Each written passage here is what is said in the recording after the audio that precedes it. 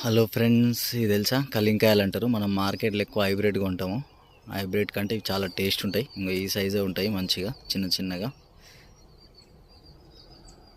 ఇవి చూడండి, ఇవి టేస్ట్ చాలా బాగుంటాయి. ఇవి చట్నీ వేస్తే మంచి ఇట్లా దూరం ఉన్నది తెంపుకోవాలి.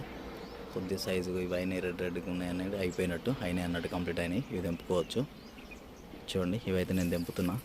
చట్నీ వేసినాక కూడా మీకు చట్నీ ఎట్లా వేయాలో కూడా వీడియో తీసి పెడతాను. చూడండి ఫ్రెండ్స్, చాలా ఉన్నాయి చెట్టు.